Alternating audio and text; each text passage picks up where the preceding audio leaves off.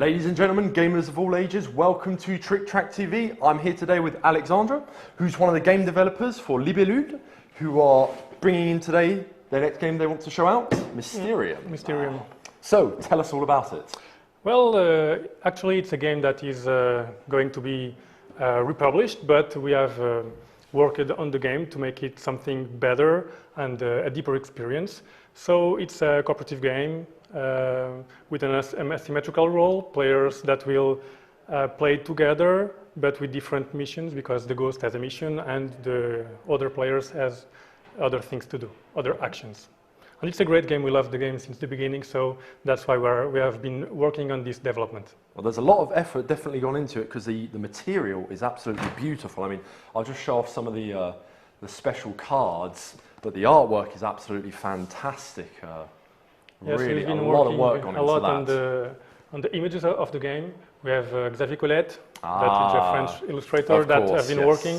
And for another cards, we have Igor Berlakov that made the cards from the previous versions, and we saved the same images. Oh, excellent. Okay. So, how does one play? So, first a little of background. There was a crime a long time ago in Scotland, and a few years later, the new owner of this manor where the crime happened feels a strange presence, and so he decides to investigate. To investigate that crime, he gathers the most important mediums of his time to gather in a meeting, a special meeting, and to try to solve this mystery. So the history of the game is like fantastic because there are ghosts, one of them at least. And the purpose is to make the investigation with the help of the ghost to find who killed him, because he doesn't know. So he needs the help of the mediums, of the psychics, to rebuild the story and remember who killed him. So one player will be the ghost of the person that was killed, and That's then it. each other player plays a medium. I see. Excellent. Okay. So it's cooperative but asymmetrical without being. But it's not competitive. Without being versus. Yeah. It means that the ghost will help the players because he cannot speak with them. That's the charm of the game, actually, because you must communicate with vision cards. So people are going to interpret, to understand things or clues that are not evident at all. So that's the purpose of the game. Communicate, yes, but people, the psychics, will not speak with the ghost. So that's the charm of the game. It's tricky, and it's actually very fun because it creates a lot of interaction between the players and a lot of different clues and different visions, and so it's a psychological experience because everyone can see different things on the same cards.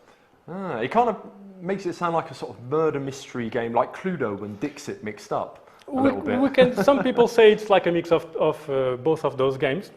But I think really it's a really different experience. Oh yes, no, and for sure. we are communicating through image cards, yes, and we are solving a mystery, trying to find a character, a place, and an object. But the feeling of Mysterium is specific and very special. Excellent. Well, show us how then. Okay, so the game lasts 7 hours because this meeting of psychics, it's not 7 real hours. I was going to say, it's written 42 yes, on the box. I hope it's not 7 hours. I'm exaggerating. Well, it's 7 turns. In the background, it's 7 hours. And we have a clock to control the time. And on each turn, the ghost is trying to communicate with each of the mediums that are present in the game to try to refer to a specific card. The ghost on the setup already have all the cards that he must do. Oh, this is interesting. There's little pockets for each card as well. Now, hopefully you guys can pick that up on the camera, but there's actually little pockets which I assume you slide these different cards in, which can actually be removed, which is very clever. I like that a lot. Element didn't exist in the previous game. That was our developed effort because we saved a lot of time with this big screen. And actually, it helps the manipulation of the ghost, and it makes the game easier to play. And I assume that these are all cards that are drawn at random at the beginning of the game? Yes, they are randomly set. From game to game. Those cards are doubles from the ones on the play area of the mediums. Gotcha. And, well, they are put inside the screen randomly, and it helps the ghost, since the beginning of the game, to know what cards you must try to make guess to each medium, because there are colors, for example, for the red on this game. These colors up at the top here, yes? Yeah, this refers to the mediums that also have sleeves, that identify them, and it has another functions on the game. Show off the sleeves, so each medium has a color that belongs to him or her, so there's one. Yeah. Okay, I see. Fascinating.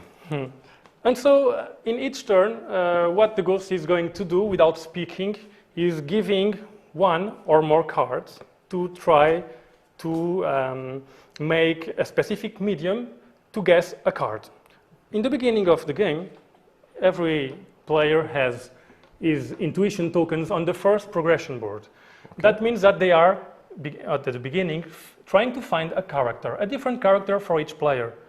When they will guess the character, they will proceed the investigation and they will try to find a place. And then the object that maybe, because these are only clues for eventual murder scenes. And then we will, at the end of the game, with a special phase, try to find the real one. So every medium is going to follow a different path. That means, in terms of game, that the ghost is going to indicate where and what was doing each character to different mediums. So they will complete the story to know who was present on the manor, in the manor, the night of the crime. And then, with the story rebuilt, we will understand who was the guilty. Intriguing. Well, so on each turn... I'll pass this back to you. That'll probably be easier. There we go. So on each turn, and we have 7 turns, so I assume this has to be set to 1? Yes, it starts on 1 and ends on 7, so 7 hours on the game. But it's really 42 minutes. Then the ghost chooses by a hand of 7 cards. The cards that they are image cards and they are really beautiful, beautifully illustrated. You will try to focus on a character. For example, if I want to show the cook, I will try to find cards that can give clues for that character. Okay. And so I will choose 1 to 7 cards and handle them to the player of that color. In that case, it would be, for example, the black player. So I would choose, or the ghost would choose, 1 or more cards. There we go. There are thank you. So there are a lot of cards. It refreshes my hand a lot because every game is different. And so I will choose some cards that can refer. I could give, for example, that one because it has some fruits, so it can give the idea of food. Of a cook. So I give that card to the black player, and when the card is received, she's put visible for every player because it's cooperative, and everyone is going to talk about and to give their feelings about that card. So they will say, well, okay, I think it's maybe that character because of that sign, or maybe the shape or the elements present. I don't know, it's really opened. And so it's cooperative, everyone will contribute to this investigation. And the ghost is going to give 1 or more cards to each of the mediums. And when they think they have understood what card the ghost was trying to refer to, they will just pick their intuition token and place it up on the card. For example, if the player thinks it's the cook, he will place it here. And the other players will do so with the cards they have received. Okay, so everyone will have cards and so on. So this is the investigation step, let's say. And it's not ended because there are new actions on Mysterium compared to the previous versions. And people, the mediums, have tokens that say that they are agree or they disagree with the options of the other players. Okay. For example, let's say that black player has chosen the cook. Right. And blue player says, I don't believe it's your card. That is not your card. I don't think. I told you it's more than none. And for example, the black cannot vote in himself, but he can vote in the others.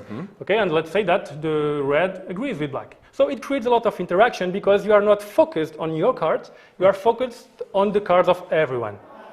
So what happens? After that phase, the ghost will manifest himself, and he will say if the cards are correct or not. For example, to say to the black player that he has a correct intuition, he will say just 1. So you still can't talk. You can, yes, you can just put the ambiance. Yes, of course. You have to create on the game, and you can just don't talk at all if you are the ghost. Okay. So the revelation step. the ghost will say, for example, it's the right card. So the player will advance to the next progression board because he will try to find in the next turn a location. And so, as the red player was right, it was the right intuition, he will advance 1 point on this track. Ah, and this is the point. Oops, so there is 1 point on the clairvoyancy track. Okay. That is a specific thing for this version. Okay. So some people will say it's competitive. It's not, because the individual advances on this track are in the benefit of every player on the team, the ghost and the players. So the best I am, the best for the team. I see. I can see that there's multiple cards there. I will explain that later. I will explain that later. Okay. It's for the last phase of the game. Gotcha. So the blue wasn't right, but it will not lose any points. Anyway, they are discarded there on the base of the clock. Okay. And so let's say that the players, one was wrong and the other were right. The players who are right will take the card and put it inside their sleeve. So the objective, the purpose of each player as a medium is to collect 3 cards, to find a character, a place, and an object. So if the 7 turns come to the end, and 1 or more players didn't find the 3 cards that corresponds to their set, their combination, everyone loses. However, if everyone finds their 3 cards before the game ends, the 7 turns, so we have a special phase to determine the culprit, the real culprit. So in terms of game, that's it. Each turn repeats like this. It depends on the advance of each player to know what cards is the ghost handling to every player. And I want to show this. It's the inside of the screen. You can just move flip it up the table. Okay. No, that was fine. That was fine. Just to move it up the table a little bit so the camera can center on it. Here we go. I'll hold it here. That should be better off for it, I think. There we go. In our example, we know that the black player found the cook, so the ghost will just return that card inside the screen. So in the next turn, he knows that that is the next card he must understand. Okay. So there are little manipulations that are really simple for the ghost, just to know to which players he already have handled cards. Because each turn, players receive only once. So there are little ghost tokens, and we just push them or pull them, depending if on the situation of the game. When I handle cards, I push the token. When I'm giving the answers, correct or incorrect, I pull. You bring them back in. Okay, great. So it's really simple, and for the ghost, it's really a deep experience, but also for the players because of those tokens that will get the experience further on. And the sun timer, is that used in this turn or is that in the special phase? The sun timer, I didn't say. Hopefully you are reminding me.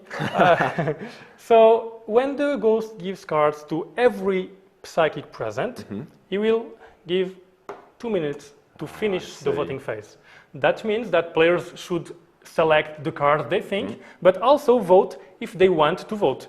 Okay? I see. And we have, depending on the number of players, 4 to 6 clairvoyance tokens. And we use them as we want, but knowing that in the 4th hour, we are getting them back. So in the 4th hour? Yes. Okay, so when the clock gets to 4, then? Yes, in the beginning of that turn, we receive again the tokens we use. So it's good to try to make points because it will help everyone. Of course. So that's the principle of the game. Now I think I can explain the end phase. It's the determination of the culprit. So there are little things that change. Of course, there are not a lot of cards here. I'm just going to make the setup of this phase. Go for it. So let's say that every player has already gathered the 3 cards of his personal mission. Okay. So it's 1 place, 1 character, and 1 object. We are going to make sets with those. Okay. So I'm going to make them randomly. So let's say those were the 3 sets for this game. Okay. Because it's a 4-player game. So we can discard all of this. We don't need that anymore for that part of the game. And there's our 3 piles. So we are going to put that visible, because on that step, the ghost remembers, because he's seeing all the story. Okay, I know everyone that were in the manor when I was killed, and now I remember who killed me. So we are associating little tokens that refer to the possibilities of the murder. So there are, in that case, 3. Number 1, group number 1, the sign cream number 1, the sign cream number 2, and the sign cream number 3. But only one of them is the real one. And the ghost is going to say what of those it is. So the ghost has already 7 cards in his hand, as always. Just a little precision, I didn't tell. When the ghost feels that the cards doesn't correspond or match with the cards he wants to refer, he can discard. Okay. And it depends on the difficulty of the game, but he can discard 1 or up to 7 cards, up to 3 times in the medium difficulty. And when he does, he has a crow token that he places Oh, isn't up that on the nifty? screen. I like that. Hold on, let's just show that to make sure people get a good view, because that is actually really nifty as a little counter. Little crow you put on top of the It's actually Game Master It's a little board. creepy. That's awesome. No, I like that. I like that a lot. I like a lot too. No, the material for this game is really something else. But anyway, do go on. Okay, so the ghost now is going to give a shared common vision. And it's a vision constituted with 3 cards. So he will determine the group he says is the guilty, for example, that group. And now he will choose 3 cards from his hand. One of them must refer to the character, another one must refer to the place, and another one to the hypothetical weapon of the crime. Okay. So he will choose 3 cards. I'm not choosing now, just to explain the game, and he shuffles them. And he will put them face down in the center of the table. Okay. Of course, during the game, the players have been collecting points, clairvoyance points, with the tokens, and let's say it was like this at the end of the game. So the shared common vision is not visible to everyone, because players will vote in this phase in different moments, and it's a secret voting phase. No one speaks differently from the rest of the game. So people have already been talking a lot, and now they will make silence, and they will vote with their own interpretation of the thing. So in this case, black player has a low level of clairvoyance. Bring that up here. Yeah. So on 4, 6, and 7, I believe. There we go. So he will be the first to vote. And as you can see on that icon here, since the beginning, he unlocks 1 card. So he will choose what card to see. Let's say he wants to see that one. Okay. So he has not a lot of clues, because he's not very clairvoyant. So he doesn't look a lot, he doesn't understand a lot of the vision of the ghost. And he will vote, putting inside his sleeve a number, because the tokens are reverse side. They have numbers. Okay, so we do have. And so he can, for example, if he thinks it's the number 2, the group of the real guilty that the ghost is trying to communicate, he will secretly put the number 2 inside the sleeve, and then they will be revealed at the end of the game. Simply put. And the purpose is to have a majority. Okay, it's like democratic. So the mediums are not better than the others. So it's democratic. The majority will determine what they think are the real guilty.